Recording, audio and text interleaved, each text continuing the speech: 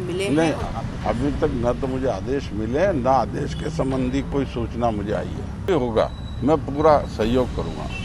एक आरोप आप पे ये भी लग रहा है कि 24 सितंबर की रात को आप वहां पर मौजूद थे। क्या आप वहां मौजूद थे? तनिष्क लाए हैं रिवा वेडिंग ज्वेलरी, जो बनाए आपके हर उत्सव को खास। पाइए 20% तक छूट गोल्ड ज्वेलरी की बनवाई शुल्क और डायमंड ज्वेलरी के मूल्य पर। आइए Tanishq jewellers, India motor circle, Ajmer. Tanishq, Tata की पेशकश।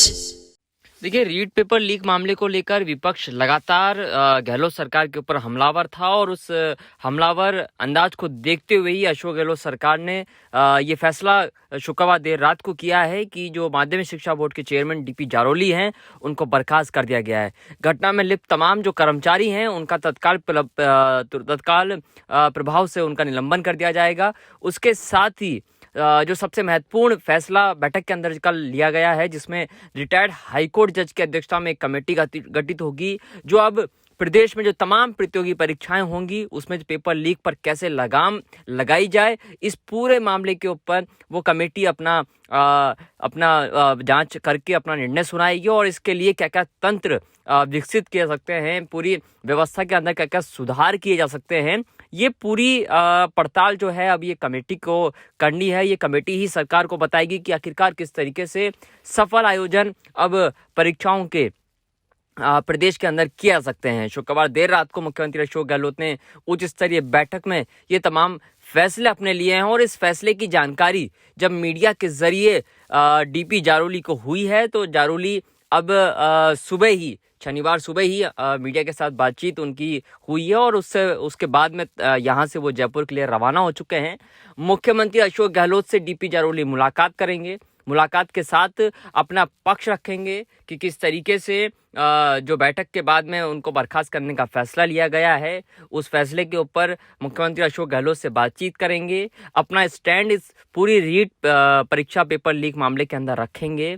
तमाम तरीके के आरोप जिस तरीके से जारोली के ऊपर लग रहे हैं, जारोली ने जिस तरीके से परीक्षा का आयोजन कराया है, वहां पर अपनी पूरी व्यवस्था, रीट कार्यालय की जो व्यवस्थाएं हैं, रीट परीक्षा को लेकर जो व्यवस्थाएं थी, उन तमाम व्यवस्थाओं को जारोली या मुख्यमंत्री अशोक गहलोत के सामने रखेंगे। और जिस तरीके से जारोली के बर्खास्त के खबरें लगातार आ रही हैं, उस जारोली जो है वो इस वक्त काफ़ी परेशान आज दिखाई दिए हैं। लंबे समय से, जब से एसओजी की पूछताछ हो रही है, तब से जारोली बोर्ड के कार्यालय भी नहीं जा रहे हैं। रीट कार्यालय में ही अभी उनका आना जाना था, यानी कि एक तरीके से ये कह सकते हैं कि वो दस्तावेजों को यहाँ पर जांच रहे थे। एसओजी की टीम दो दिनों तक अजमेर में डटी हुई थी और यहाँ से कई दस्तावेजों को एसओजी ने यहाँ से जारोली से अपने कब्जे में लिया है। और अब जांच किस दिशा में जाएगी आने वाले समय में, और क्या उसका जो असर है वो जारोली के ऊपर बर्खास्ती के बाद कितना पड़ेगा, ये अब जो तमाम लोग हैं वो ये भी कहने लग गए हैं कि जिस तरीके से जारोली की बर्खास्ती हुई है, उसके बाद से ये संदेश मुख्यमंत्री अशोक गहलोत के एक तरीके से नजर आता है कि जारोली की गिरफ्तारी एसओजी किसी भी वक्त कर सकती है। लेकिन ये जो बात है, ये थोड़ी बात कहना अभी जल्दबाजी होगी, क्योंकि जारोली जो है वो जयपुर के लिए रवाना हो चुके हैं और रवानगी से पहले उन्होंने जो मीडिया से बातचीत की है, उस बातचीत के दौरान जारोली ने ये कहा है कि एसओजी को वो हर तथ्य मुहैया कराएंगे। एसओजी जब पूछताछ करेगी, वो पूछताछ के लिए उपलब्ध है। और फिलहाल जिस तरीके के आरोप उनके ऊपर लग रहे हैं, रीट पेपर के अंदर, पेपर लीक के अंदर उनकी जिस तरीके से शामिल होने का उनके ऊपर आरोप लग रहा है, उन तमाम आरोपों को उन्होंने खारिज किया है। और जो महत्वपूर्ण बात उन्होंने की है कि ये एक तरीके का पूरा राजनीतिक षड्यंत्र है और राजनीतिक संरक्षण के साथ में अगर ये पेपर लीक हुआ है तो तमाम लोगों की ऊपर भी जांच होनी चाहिए। क्या कुछ जारोली ने कहा है मीडिया से, आपको भी सुनवाते हैं। मिले नहीं, हैं? अभी तक न तो मुझे आदेश मिले, न आदेश के संबंधी कोई सूचना मुझे आई है। कुछ मुख्यमंत्री कार्यालय से आपके पास में कोई सूचना किसी नहीं, तरह कोई सूचना नहीं आई है मेरे को। अभी वहाँ से ऑफिशियल अनऑफिशियल नहीं आई है। मैं आज जाने का प्रयास करूँगा, मैं मिलूँगा और जो भी होगा मैं पूरा सहयोग करूँगा।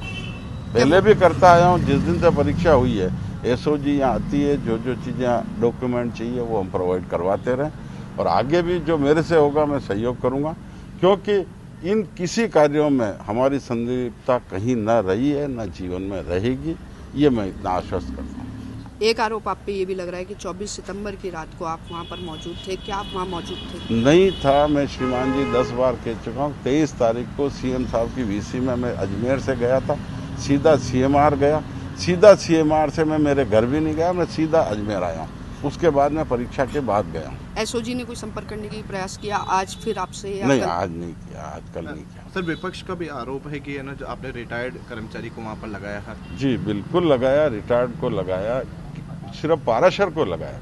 जो पकड़े गए उन न किसी कर्मचारी को मैं जानता हूँ, न किसी को लगाया। और हमारे नियमों में स्पष्ट उल्लेख है कि ये कोई भी प्रश्न पत्र के लिए वहाँ नहीं रह सकते। कोई भी प्राइवेट व्यक्ति, केवल जो अधिकृत है उसमें एक पाराशर है, उसके साथ 4 लोग और है सहसमन्वयक, 4 सहसमन्वयक और है। वो चारों